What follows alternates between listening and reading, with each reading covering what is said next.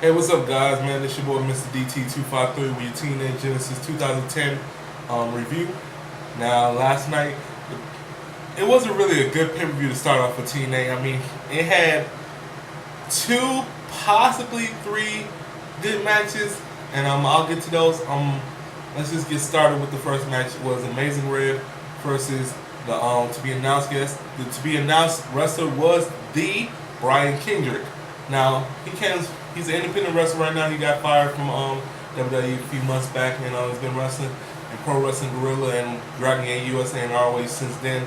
I mean, he's a really good wrestler. I mean, very good cruiserweight, and I was definitely looking forward to him giving Amazing Red a good match. Now, Amazing Red, he did struggle through the first few matches. I mean, he did hit a few good moves, and then Brian Kendrick was pretty much dominating 60-70% of the match. Amazing Red did go over in this match by hitting the Code Red from the top, I guess the top, not the top rope, yeah, the top rope on the side, and hit the Code Red on Brian Kendrick and won the match. So Amazing Red retains his title. The next match was, I think, ODB versus Terra and 2 out of 3 falls, which was alright. I mean, they've been wrestling for 3 months. I mean, I'm pretty much seen nothing, haven't seen anything new. I'm going to be quick with this one. Terra goes through this match. She wins 2 straight falls. The match was 2 stars. Brian Kendrick Amazing Red match was 2 3/4 for me. Let's see. Sean Morley versus Daniels. Didn't want to really see this match, but it was actually pretty entertaining. They actually had some pretty good moves. Christopher Daniels was hitting non-stop moves, consistent moves on Sean Morley, aka Val Venus, and Val Venus wouldn't just kick out. I mean, he actually grew back his balls from 1998. So actually, Sean Morley would go through in this match by hitting the money shot. So he gets the victory right there. Next match was the British Invasion versus Matt Morgan Hernandez for the TNA World Tag Team Championships. Now this match was decent at best. I mean, it really wasn't really that entertaining. I mean, Hernandez is pretty much the most entertaining person out of the 4. And I mean, Brutus, Magnus, and Doug Williams, they're a really good tag team together, but they're pretty boring. They're pretty stale. And I mean, Matt Morgan, he's good by himself. I pretty much like him as a single wrestler, but he actually did get gold.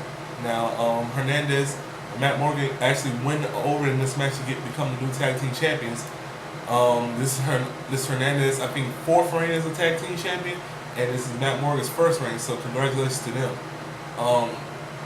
The next match I think I saw was Desmond Wolfe versus D'Angelo Dinero, which was actually a pretty good, decent match. I mean, I give that 3.5 stars. I gave the tag team match 2 stars. The Desmond Wolfe D'Angelo Dinero match was very entertaining. First of all, it was entertaining. It gave me 3 stars right there, because did you see the woman that Desmond Wolfe came out with? Bad. Looked like Kate Beckinsale, man. She looked pretty good.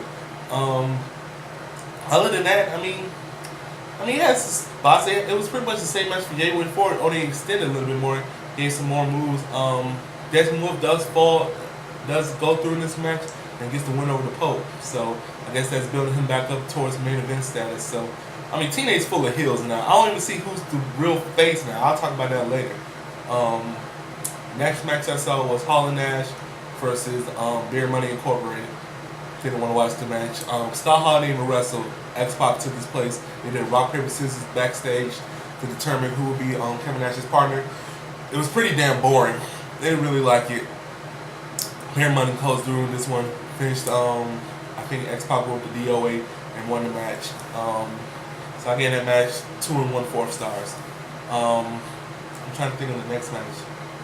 What is the next match?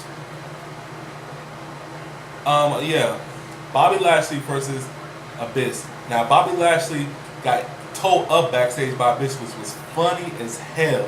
And Abyss was like all surprised and all shocked. But Hulk Hogan came in there, and Hulk Hogan said, I want to see you at your full potential, Abyss. I want to see the monster. So I don't know if that's giving hints to him becoming a heel again, or I don't know. Well, right now he's a total babyface. But since Bobby Lashley was injured, Mr. Kennedy came out, aka Ken Anderson.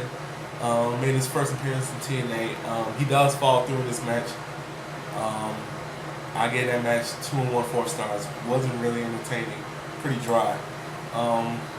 And I guess the next match after that was the title match between AJ Styles and Kurt Angle, which was a very good match, another 4-star match. Probably 4 stars to me, except for the whole entire incident that happened, which I'll talk. AJ Styles and Kurt Angle gave their best once again.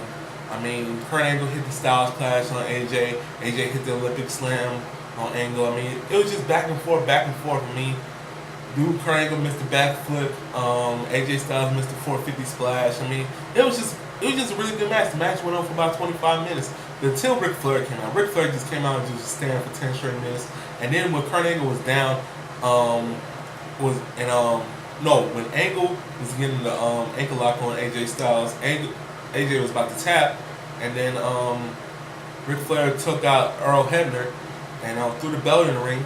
I thought AJ was going to kick it back to Flair, but AJ hit Angle with the belt, does win the match, and he becomes a heel now, which I totally hate. I really do hate that. I don't like AJ as a heel. People might think otherwise, but I love AJ as a face. But now, since he's a heel, I'm trying to think to myself, who is a face in TNA now? Kurt Angle and the Abyss are the only 2 faces in the Pope. There's only 3 faces. Just like Samoa Joe, Daniels, and AJ are all heels now. So I guess they might be making a new 4 horsemen. And possibly if Kaz comes back and gets out that suicide bullshit, that they'll become the new 4 horsemen, or Ric Flair will join one. I don't know. But there's a whole bunch of damn heels in TNA now, single wrestlers wise. Pretty much all the tag teams, except for the British Invasion and Raymond, Dr. Steve, which I don't give a damn about, are heels now. And pretty much all the tag teams are faces. That's my TNA review. Just subscribe to my page. We're trying to do it pretty quick. Hopefully it'll upload today. I'll holler at you guys later.